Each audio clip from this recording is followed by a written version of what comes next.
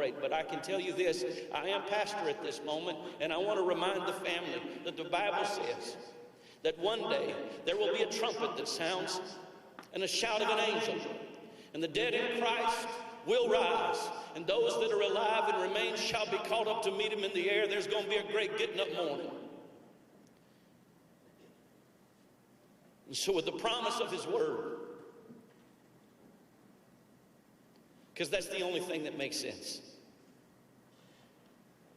I say with his words, hold on, child.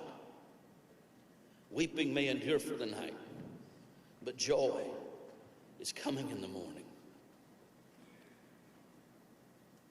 I would like to invite a few of the dignitaries to say a few words to honor Pat, starting with the U.S. Marshal's Deputy Director, David Harlow.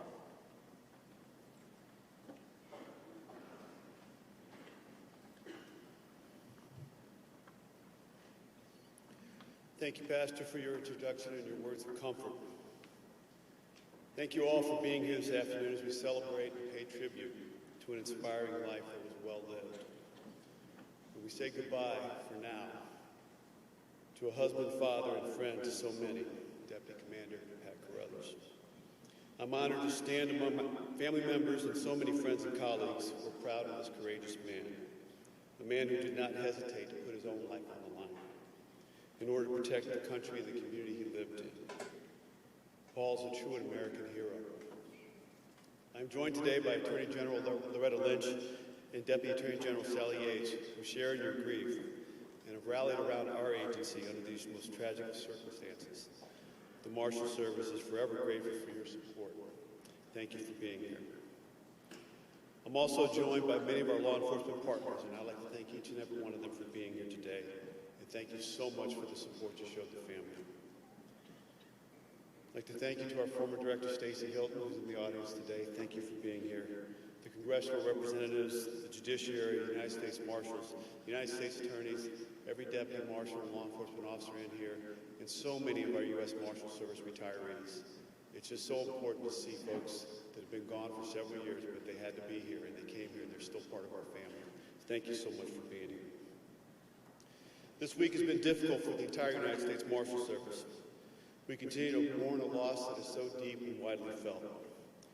I'm proud of the strength and the unity that was displayed by the leadership of our Southwest Regional Fugitive Task Force, the Northern District of Georgia, our Critical Incident Response Team, and our Incident Management Team, and for the leadership across the country for their quick response and their selfless assistance to Pat's family, co-workers, and the entire Marshal Service. It demonstrates what it means to be part of a true family, the Marshal Service family.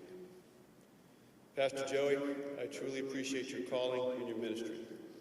Your congregation has gone above and beyond assisting our law enforcement family throughout this week. Dr. Fincher, thank you for opening the school doors to us. We appreciate so much the Greater Atlanta Christian School, and so blessed to know that you were here with Terry and her family and her kids were here when that terrible news came. It meant the world to the U.S. Marshal Service. The schools not only provided the building blocks for Pat's children, but will continue to serve a higher purpose for him to keep watch over his family and his friends. Terry, it's my wish that for you and your family that you have fond memories and comfort of these surroundings. The school will always be here to protect you.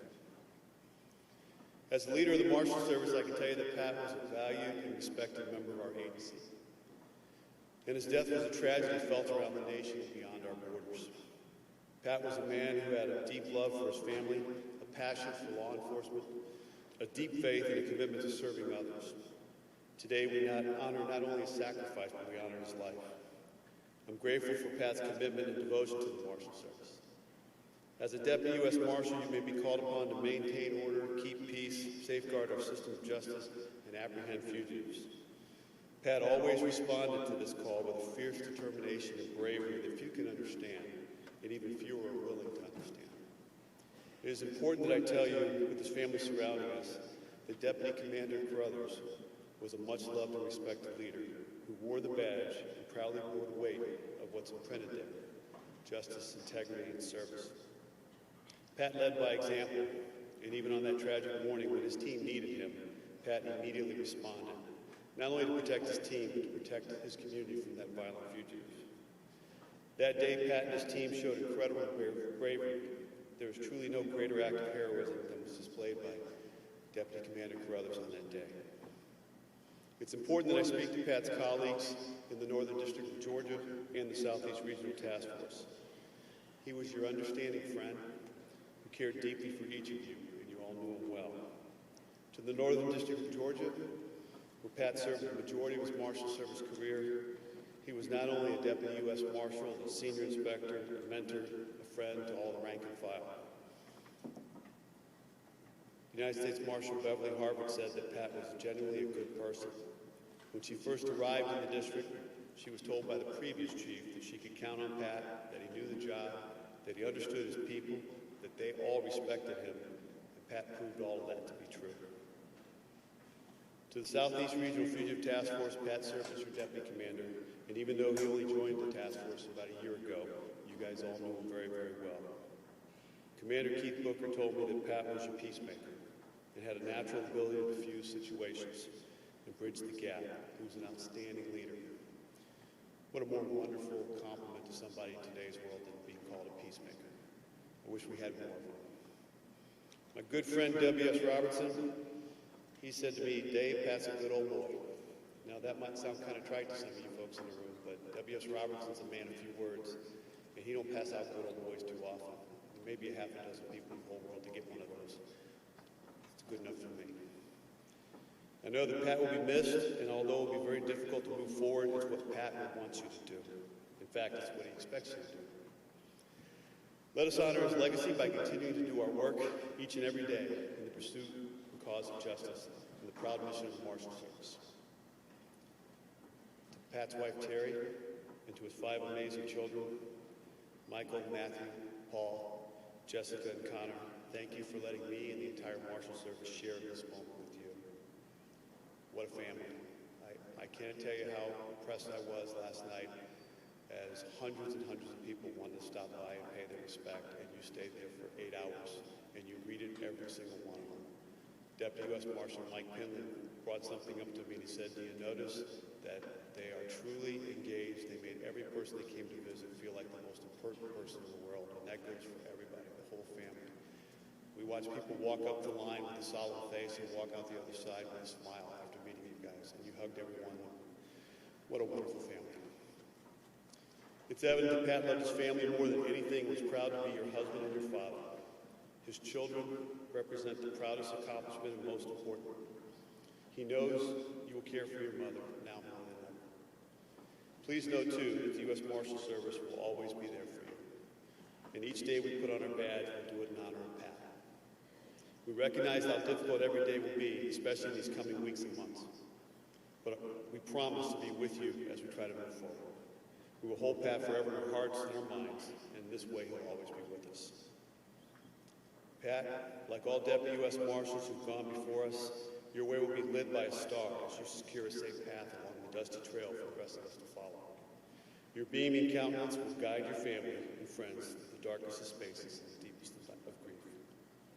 Lead on, Commander, as those of us who follow continue to honor your memory through the sacrifices and caring for others. There is no higher calling, no other reason for our journey but in the service of God. I feel privileged to speak on behalf of the U.S. Marshal Service and the thousands that stand strong with each of you in remembrance of a man with tremendous courage, principle, and love of his dear family and country. I know that there are no words that can ease the pain that we all feel, but you should know that Deputy Commander Carothers will live on in the example he set for law enforcement in every community across the country. With tremendous gratitude, we will strive to honor his memory and carry on his legacy, follow his lead, and we will never forget his sacrifice. The entire Marshal Service pays its respects today. I would like to thank all law enforcement personnel for their service. We understand that every day you take tremendous risks and untold sacrifices, all in order to ensure the protection of our communities. We appreciate your dedication and we wish you continued safety. When I think of the way Pat led his life and the way we all lead our lives, I take comfort in Scripture. God bless those who are poor and realize their need for him, for the kingdom of heaven is theirs. God bless those who mourn, for they will be comforted. God blesses those who are humble, for they will inherit the whole earth. God blesses those who hunger and thirst for justice, for they will be satisfied. God blesses those who are merciful, for they will be shown mercy. God blesses those whose hearts are pure, for they will see God. God blesses those who work for peace, for they will be called the children of God. God blesses those who are persecuted for doing right, for the kingdom of heaven is theirs. From the book of Matthew. Pat, we have the watch now. Rest in peace, brother. It's now my pleasure to introduce the United States Deputy Attorney General, Sally Yates.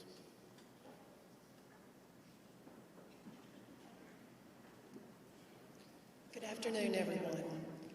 As I look out across this vast room, filled with Pat Carothers' friends, colleagues, fellow law enforcement officers, and most importantly, his family, it's clear to me that I don't have the words to adequately capture the depth of your loss or the height of his valor. The overwhelming swirl of pain and anger and disbelief combined with admiration and reverence and love defies prose. But we gather here today to comfort Pat's family and one another and to pay tribute to his legacy of honor and patriotism and sacrifice. As an AUSA and U.S. Attorney here in Atlanta, I was privileged to work in the Northern District of Georgia with Pat for many years, and I can tell you that from my perspective, Pat Carothers is the personification of all that is good about law enforcement. Pat was known all across this state as a can-do kind of guy, the person you called when you needed help with something, when you needed advice, or sometimes when you just really needed a laugh. In the U.S. Attorney's Office, Pat was remembered as the calm in the middle of every storm. No matter what the challenge, Pat was famous for saying, "Don't worry, I'll take care of it." And take care of it and us he did. Gentry Shelna, who's the criminal chief in the U.S. Attorney's Office, said that he thought that Pat was really only that way with him. But then he found out that Pat treated everybody that way. And in Gentry's words, that's what made him special. And he was special to his colleagues in the Marshal Service as well. One of his fellow deputies told me earlier this week that he was the best supervisor that a young deputy could have, that in his fatherly way, he would let you know if you had messed up, and then he would teach you by example the right thing to do. He was always encouraging them and motivating them and looking out for them in ways large and small. In fact, one deputy had said that she had a tendency to leave her car lights on when she would come to work. And after this happened a few times, Pat just started waiting by the door for her to come in every day so he could make sure that she had turned her lights off.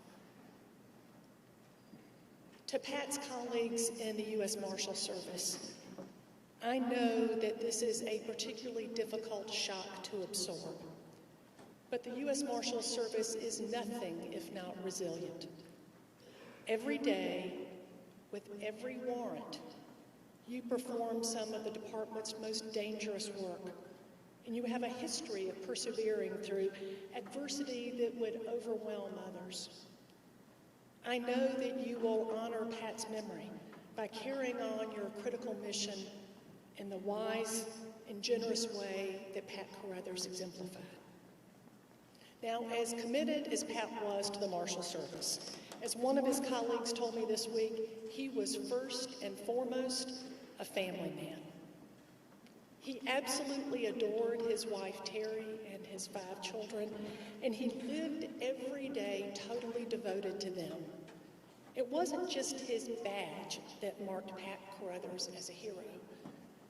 It was really the way that he lived every single day, day in and day out, committed to his family and his friends and his country. It was his willingness in moments of crisis to go where he needed to go and do what needed to be done, confronting difficulty and danger and always putting others' safety ahead of his own. And now, just as Pat in his fatherly way was always taking care of his colleagues, those same colleagues now wrap Pat's family in their collective arms to comfort and protect them. That's what the law enforcement family is all about. Pat will be dearly missed, and each of us and our entire country will be forever in his debt. But we can make certain that his commitment to holding accountable those who violate the law and ensuring justice for all people will guide us forward and will continue to inspire acts of service and heroism and courage among his colleagues and peers. And his abiding love for his family and his children, for his friends, and for the community that has gathered here today, that will always be with us. So today, as we mourn one of our own and say goodbye to one of our very best, let us honor Pat Carothers' memory with our own deeds. Let us rally around his relatives and friends and colleagues. Let us stand vigilant against the violence that too many of our law enforcement officers face. And let us resolve, here and now, that we will live our lives as he did, focused on what we can do for others, that his cause will become our own, and that Pat, his story, his bravery, and his shining example will never be forgotten. May he rest in peace. And now it is my honor to introduce to you the Attorney General of the United States, Loretta Lynch.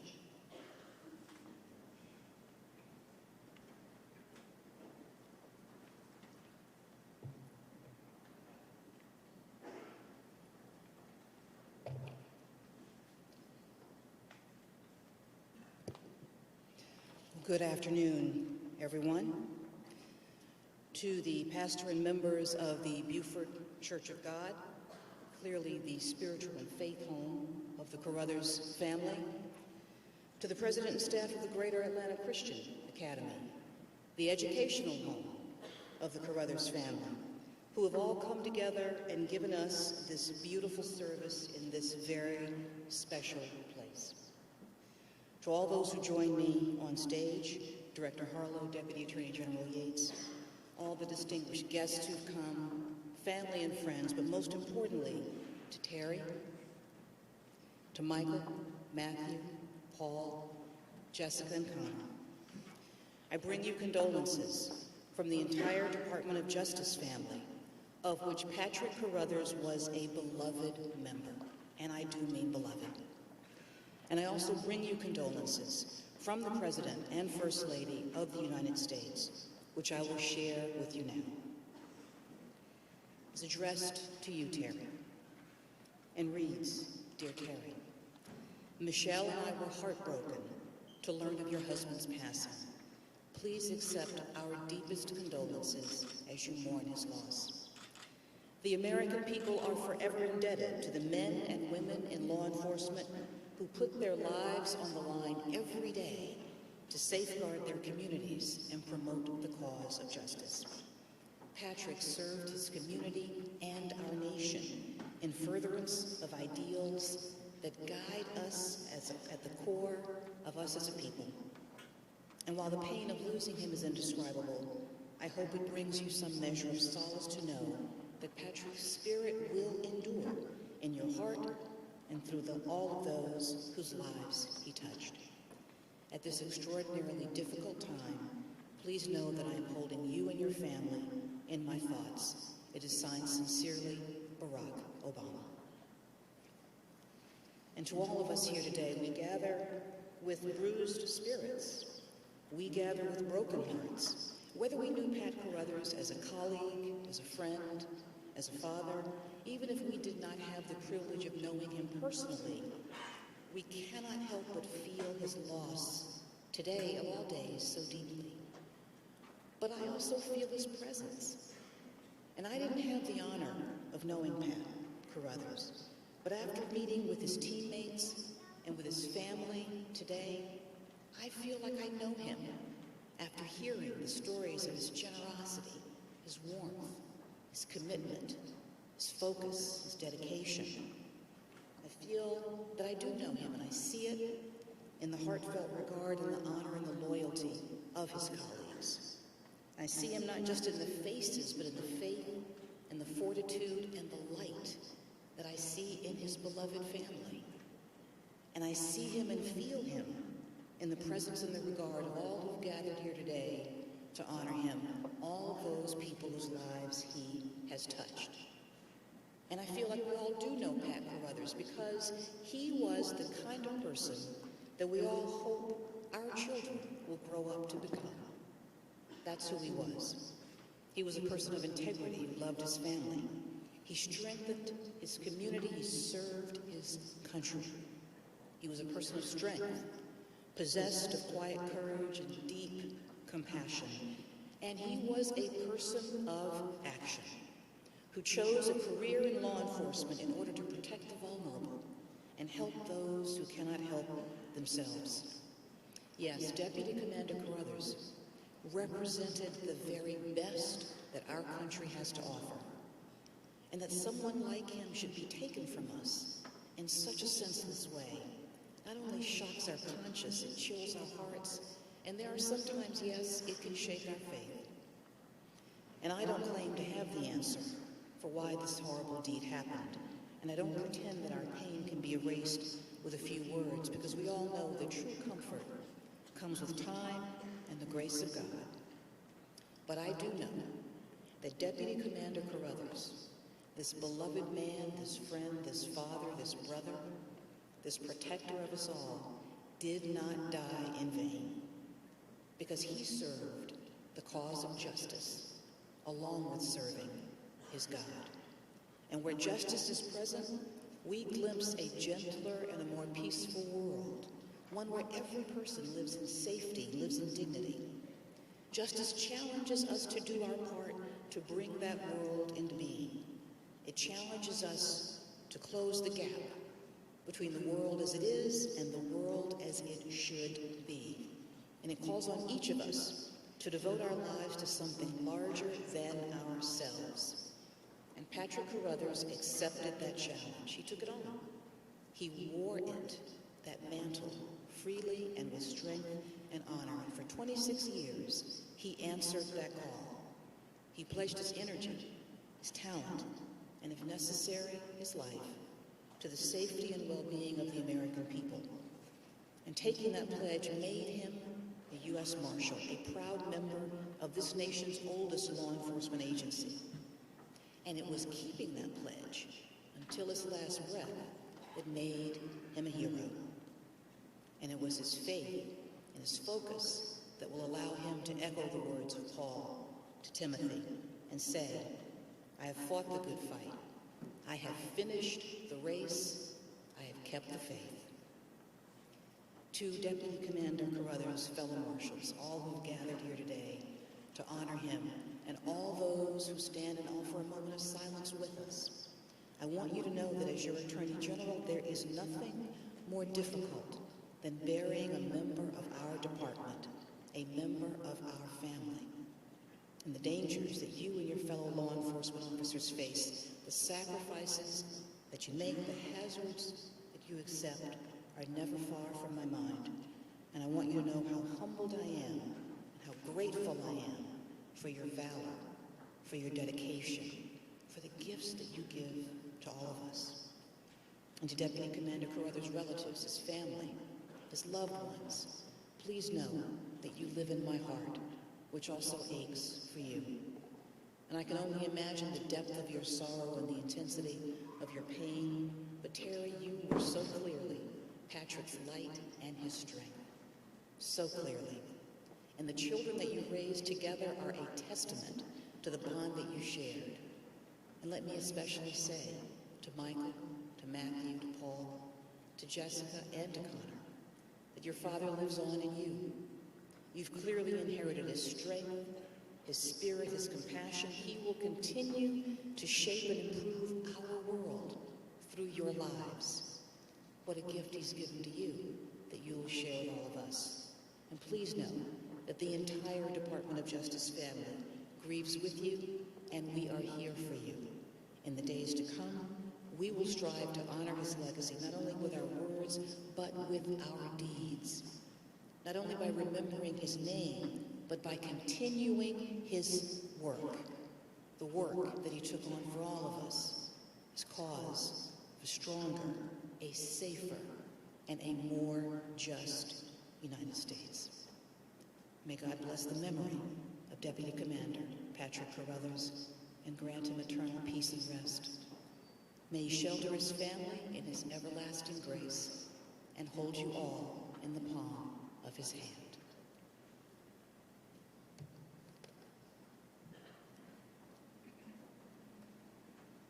At this time, I would like to invite Pat's family to say a few words about him, and we'd like to start with his brother Jimmy.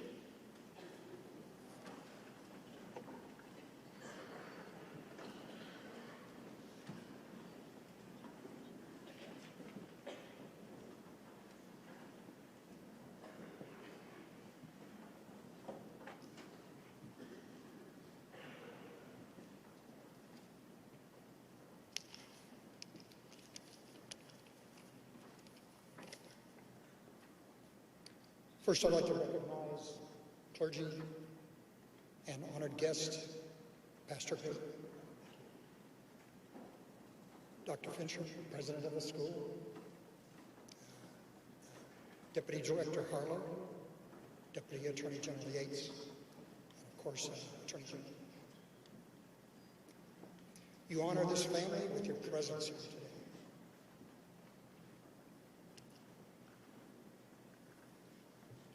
My brother was positive all the time, eternally optimistic. His glass was always half full, never half empty. So in that vein, I'd like to ask every one of you to please stay, if you can safely do that.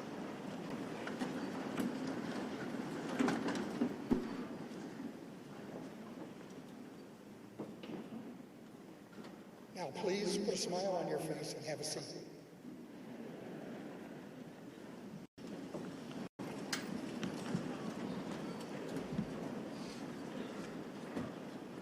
This family is going to open up many windows and peer into the life of our brother, our father, our friends, and a warrior. Our family would first like to convey our deepest thanks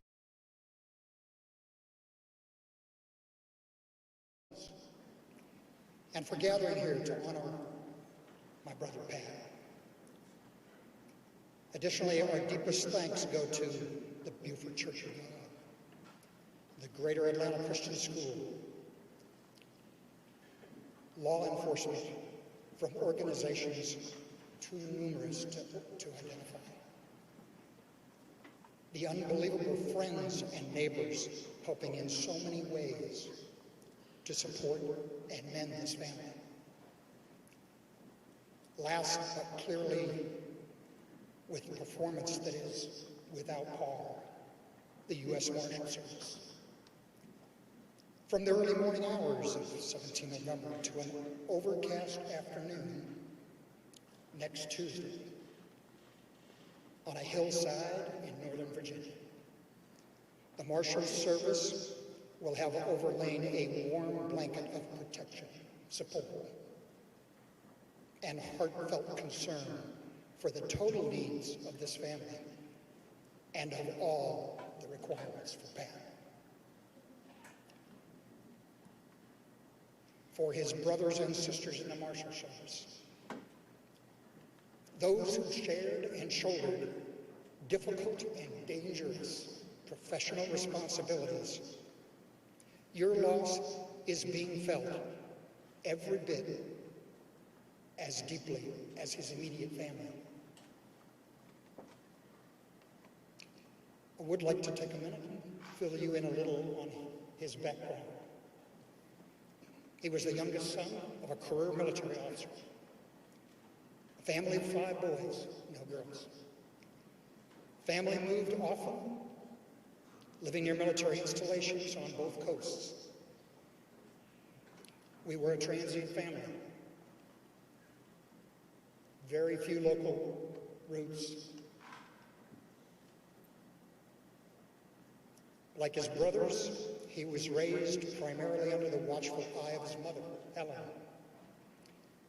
She raised 5 boys to be disciplined and self-confident, raised to value God, family, and country above all else.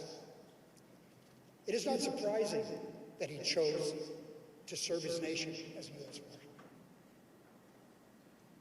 Over the last week, as I have listened to so many law enforcement personnel that worked with and for Pat, and neighbors and friends, they've all articulated the warmth and humor that permitted his personal and professional relationships.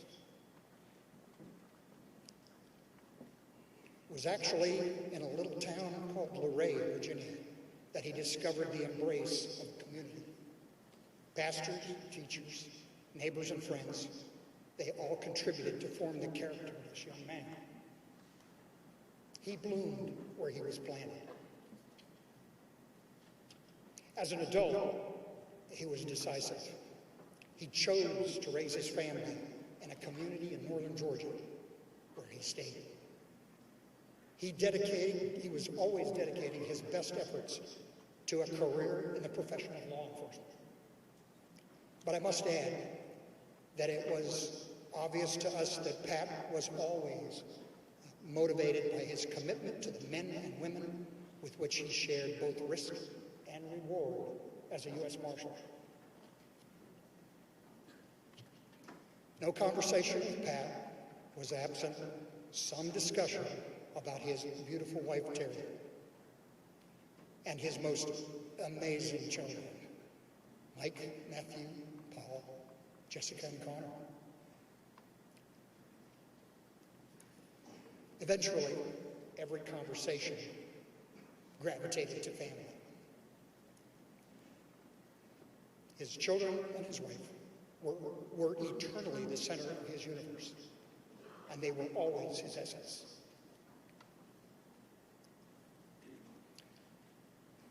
Today will be a long day for both the Carothers and the Comer family.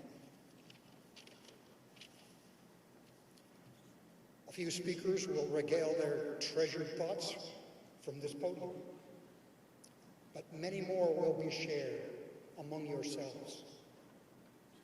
Our families, friends, will celebrate his life of purpose, courage, commitment, that will all be blended with a healthy share of Pat's humor. This is how we all heal. I, for one, will consume every word. I will savor every moment. And at the end of the day, I will say goodbye to my brother Pat. My message is short.